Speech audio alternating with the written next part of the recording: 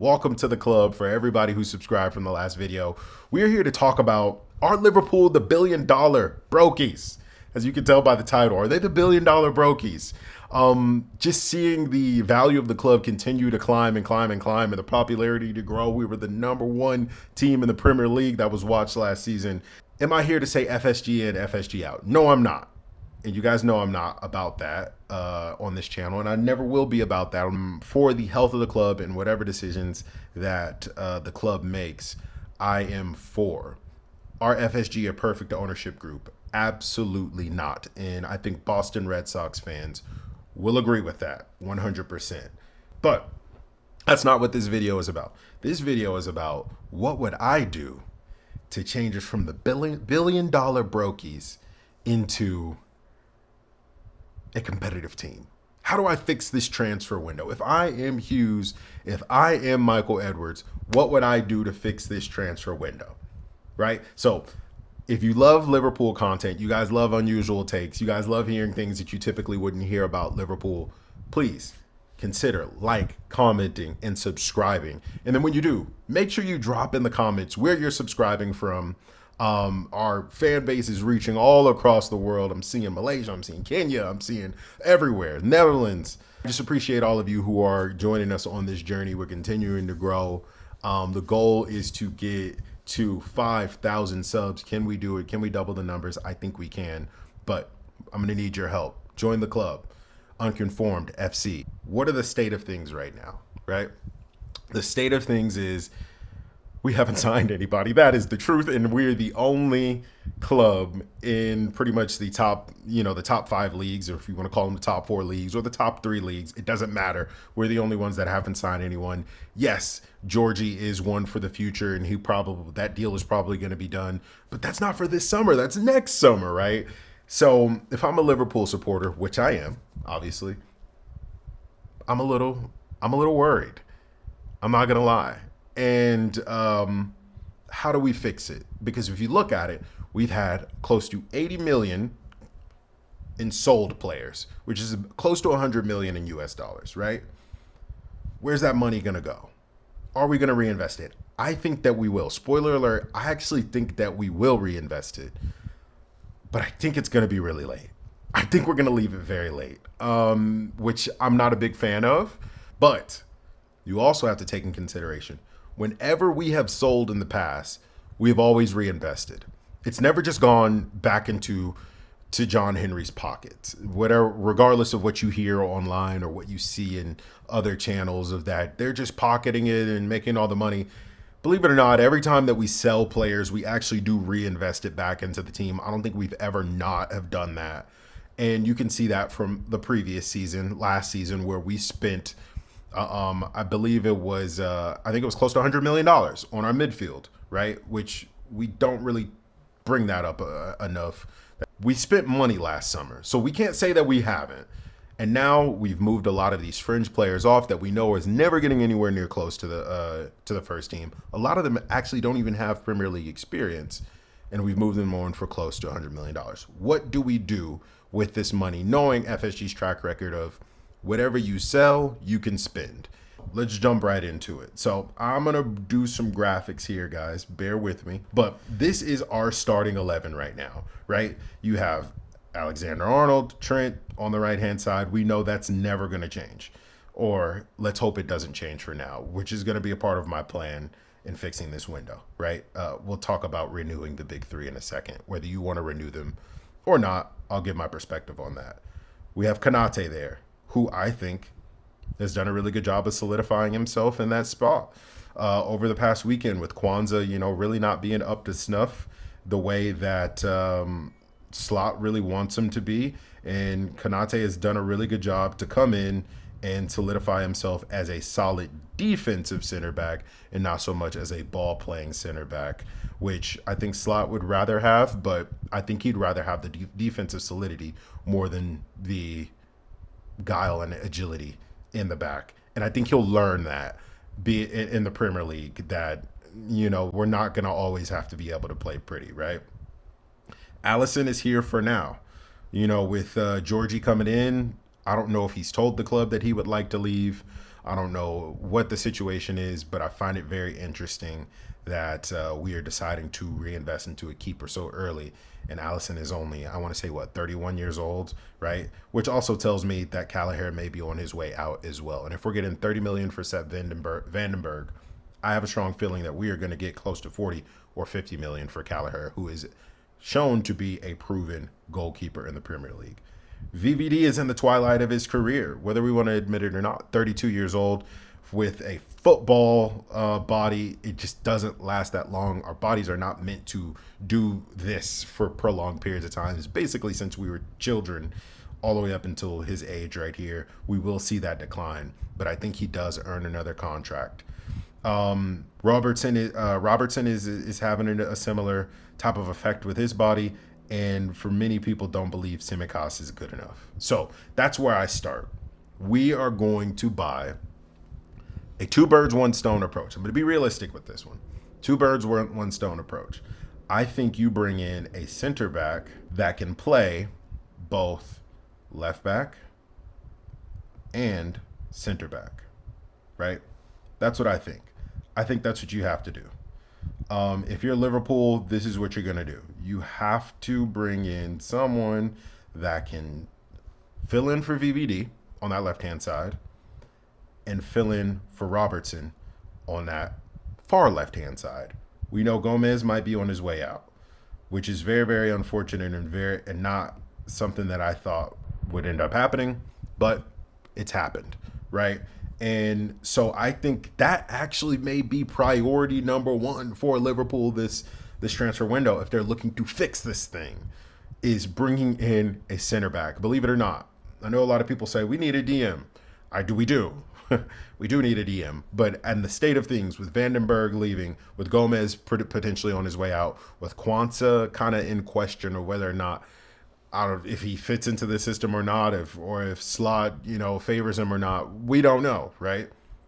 Bringing in a center back, maybe even two, might make a whole sense. So these are my picks for center back: Goncalo Inacio or Jarrod Branthwaite. Now, hear me out here. I know a lot of people are talking about Jarrod Branthwaite, and the bookies, odds makers are saying that it actually could happen.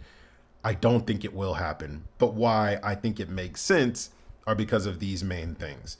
And this is from the Stick to Football podcast that I was referencing before.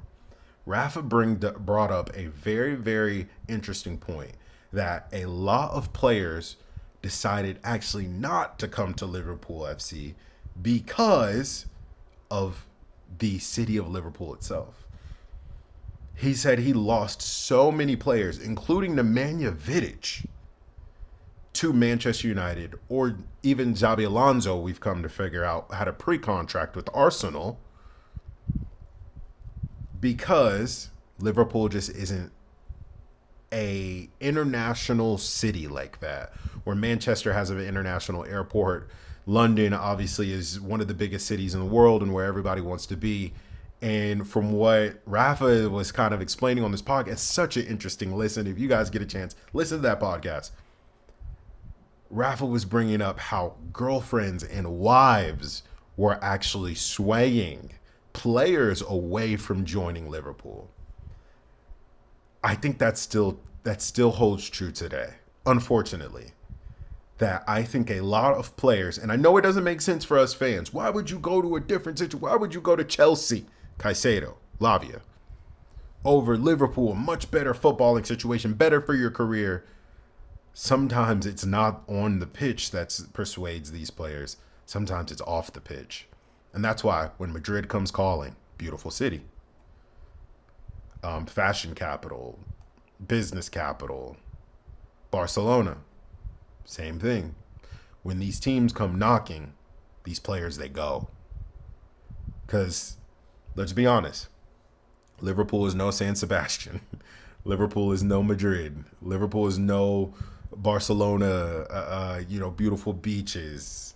It's no Valencia. It's, you know what I mean? It's the things that are outside of football, I think, that sways some of these players, unfortunately. So when looking for replacements for these players, they have to be players that don't mind living in Liverpool, or have a connection with the club. They have to be young because this Liverpool side is getting older. And they need to not be on the radar of a bunch of other clubs. So I think Inacio, who was on the radar of a lot of clubs, not so much anymore, is a really good pick there. Branthwaite would be perfect. Why? Because he already lives in Liverpool, right? Easy move. But there's the logistics of the whole Everton thing that kind of plays into play. So we don't know. Here's my choice for left back. If we can't, do the 2-for-1 type of situation, we go for a Mohamed Simicon or something like that, right? I know I've talked a lot of trash about this guy, but Aït-Nouri, Ryan Aït-Nouri, I think he's good enough for what we need. Believe it or not, I actually started looking into some of his stats and how he plays. I think he actually fits Slot's style more than he fits Jurgen Klopp's style. Very good passer, good with the ball at his feet, very technical. I think he could do damage with Diaz on that left-hand side. But that also makes me think, is there vulnerability on that left-hand side, knowing that Trent likes to drift into midfield? That's why I don't know if Aït-Nouri is a good pick. You would want somebody really strong defensively, like a center back that can play left back, like Inacio. Another choice in that situation to kind of help. Piero and Capie. I like this pick a lot, and he would be my number one. Why it doesn't make sense for me, though. We just were trying to sell a center back to Leverkusen. How are we going to buy a center back from Leverkusen? So that immediately scratches him off the list. But if I'm Hughes, I'm going for Inacio.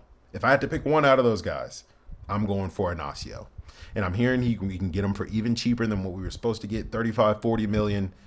We have another 60 million to play with. Let's move, right? So here in midfield. So let me erase all of these things. Boop, boop, boop, boop, boop, boop, boop, boop, boop, boop, boop, boop. All of this is gone now. We understood that. We got the assignment, right? Let's move into midfield now, guys. So in midfield, it looks good.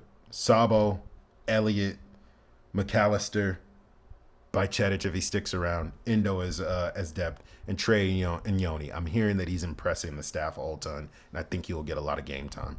Don't forget Curtis Jones is in the mix. I know a lot of people are indifferent about him, but I think he's a good squad depth player.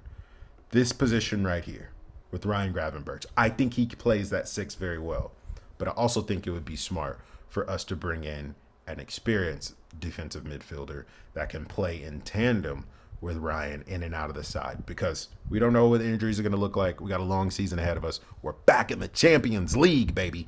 We got to have depth. My pick, brought this up in a video before, Alan Varela. Press proven, amazing passing range, and very physical. I think he fits the Slot style very, very well and will be a good price. Not very many people are on his radar right now. Checks one box. Wouldn't mind living in Liverpool. Well, one of his mates and McAllister lives in Liverpool. He can bed right in. And